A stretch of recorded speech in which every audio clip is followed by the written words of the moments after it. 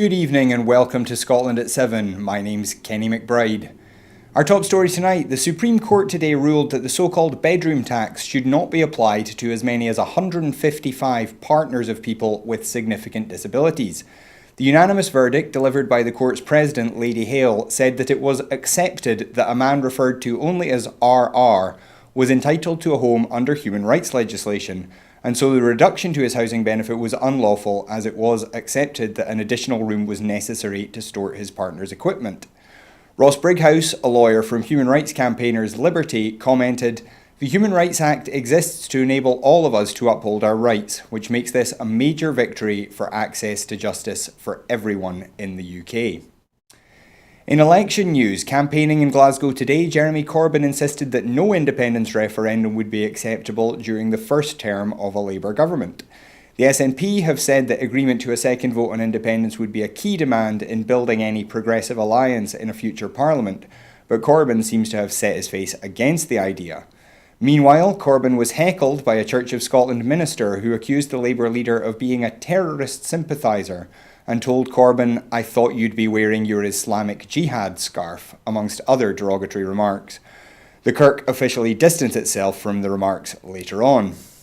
Also on this trip, Corbyn promised an extra £26 billion of NHS spending for England and Wales over the next 5 years, rivalling Tory promises of an extra £20 billion. Commenting on the pledge, Scottish Health Secretary Jeane Freeman MSP said, "A vote for the SNP on December 12th is a vote to escape from Brexit and to enable us to choose a better future and put investment in our public services, including our NHS, first. Brexit is by far the biggest threat to our NHS, whether it's funding, staffing or medicine supplies. Jeremy Corbyn simply cannot come to Scotland and talk about the NHS without talking about Brexit." Also today, a Kantar poll showed the Tories with a 10-point lead over Labour. The Tories are on 37%, Labour on 27%, the Lib Dems on 17% and the Brexit Party on 9%. The SNP and the Greens are both on 3%, although the margin of error can make Scotland-only information from the poll highly inaccurate. In Scotland, the SNP has mounted a legal challenge over their exclusion from planned TV debates. Commenting on the case, SNP leader and First Minister Nicola Sturgeon said, "This is fundamentally unfair and it fails to recognise that the UK is no longer a two-party state. And in Scotland, this would not be a debate between the two leading parties. Instead, it would ignore the country's largest party, which is also on track to win the third largest number of seats UK-wide. By contrast, the latest polls show Labour in fourth place in Scotland." Also today, Vote Leave's Scottish director and former Labour cabinet minister Tom Harris said today that he would be voting Tory to keep the extremist Jeremy Corbyn from power. Labour candidate Ben Bradshaw responded, Tom Harris is a hard Brexiteer, a Telegraph journalist, and hasn't been in the Labour Party for years." And we are joined on the line just now by Philippa Whitford, no longer an MP, but a candidate in this election. And Philippa, I guess the first issue to talk about is these promises from Jeremy Corbyn of billions pounds more for the NHS. What do you make of these promises coming from both the major parties in England? Well, I think what we always see is lots of promises happening around election time and then not always delivered, or quite a lot of sleight of hand. You know, we keep hearing about the 20 billion from the Tories, but actually that's only going to be by 23-24 and is there for an average uplift of 3.4%. Now that's a big improvement on the kind of either side of 1% that the NHS in England has faced over almost a decade. But in actual fact, the average uplift for the NHS in most of its history was 3.7. So, you know, talking about this as if it's a huge bonanza is ridiculous. And we've also had Matt Hancock on promising 6,000 extra GPs for England by 2024, despite them failing to deliver the 5,000 extra they promised in the 2015 election, and they were meant to be delivered by next year. In actual fact, the number of GPs in England's gone down rather than up. So, you know, I think you have to take all of these promises with a pinch of salt. And also those comments from Jean Freeman saying that it's not reasonable to talk about the NHS without talking about what Brexit may do to it. I know this is something that you've been campaigning on quite heavily ever since the Brexit vote. What are those risks for people who haven't heard of them? What threats are there to the NHS from Brexit itself and also from this potential trade deal with the US that a lot of people have been talking about? Well, I think the number one is workforce. You know, workforce is the biggest challenge for all four UK health services, but it's just going to get worse because of Brexit. Many of our colleagues are from the EU. Anyone who's had treatment from the NHS will have had treatment by EU nurses, EU doctors, EU care workers, and frankly, we can't afford to lose them. And yet we've had a 90% drop in European nurses coming to the UK since the referendum. That's absolutely astounding. Obviously, medicine shortages we've heard about, and one of the ones that it took a long time for me to get on the agenda down at Westminster was the issue of medical radioisotopes, which you can't stockpile because they literally only have a useful dose of radiation for scans or cancer treatments that lasts a few days. So it's not something you can just stick in a warehouse. In addition, we lose things like our European health insurance card and losing the right to have health care for pensioners who settle in France or Spain is something that could actually drive quite a lot of them back home, which would actually increase pressure on the NHS. And then you mentioned the trade deal. Well, within the idea of doing trade deals is lowering things like health and safety standards, food standards, etc., all of which could provide a problem for public health. What has come to the fore in the last couple of weeks, although I've been talking about it for a while, is the attack on drug prices.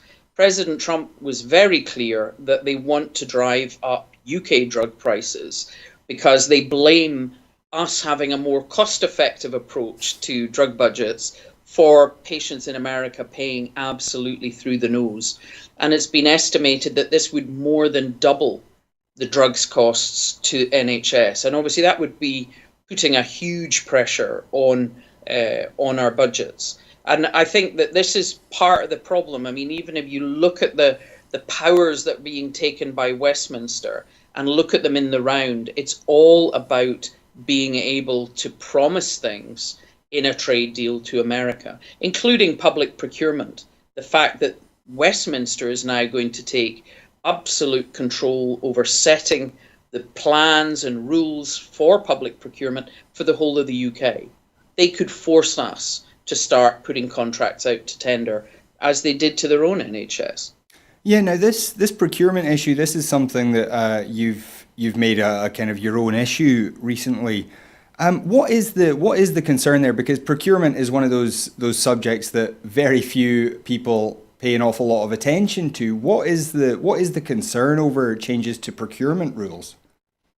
Well, obviously, these are powers that were set in Europe, and they were all about a level playing field. If you look at any of the 24 powers that, instead of going from Europe to Holyrood, because they're over devolved areas, are actually going to be taken by Westminster, as I say, they add up. Food standards, food safety, food labelling, etc., all add up to a package to make a trade deal attractive. And hidden among it, and it does sound very dry, is public procurement. So Westminster would have the power to simply say all public service contracts must be put out to tender between the public service and private companies. It's what they did to their own NHS. They could do it to basically any aspect, whether it's schools or the NHS. And I find that really concerning, particularly when you see Johnson's obsession with getting a trade deal with Trump. And let's face it, in any trade deal negotiation with America, the UK is not going to be the one laying down the rules. And Philippa, this is what in the other news there from Jeremy Corbyn's visit to Glasgow today. He said that there would be no independence referendum in the first term of a Labour government. Now, obviously, the SNP already has a mandate. The Scottish Government has a mandate to hold an independence referendum that's been voted on in Holyrood.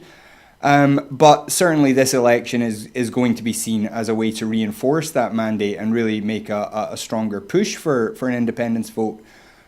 What's your feeling on Labour taking this hard stance, especially Jeremy Corbyn, who has been accused of being a bit wishy-washy on independence by members of his own party? Well, I think that's why he's doing it, because people have accused him of being wishy-washy about it. Jeremy Corbyn seems to basically support independence and self-determination for every other country on the planet except Scotland. So he's a complete and utter hypocrite. Either he accepts the principle that it's for the people of Scotland to decide their future and for the Scottish Parliament to decide when they make that choice, or he doesn't. And he can't then call himself a Democrat. We already have a mandate. And what we're seeing from other parties is saying, oh, well, you know, and indeed Labour, oh, you would have to get that mandate again in 2021. Well, we got that mandate in 2016 in a manifesto entry that absolutely described the situation we're in at the moment of being dragged out of Europe against our will. It couldn't have been any more specific than that.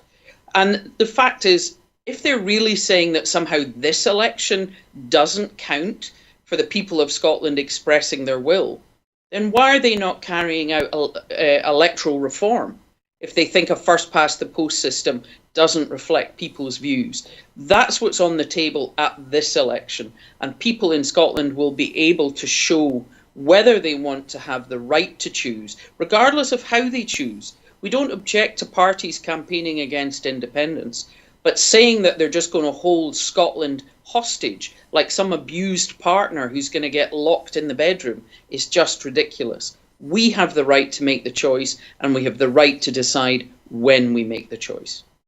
Well, Philippa Whitford, as always, it is a great pleasure to speak to you. I do hope that you're in better physical shape soon. I know you've been healing up from an injury, so I do hope that gets better soon.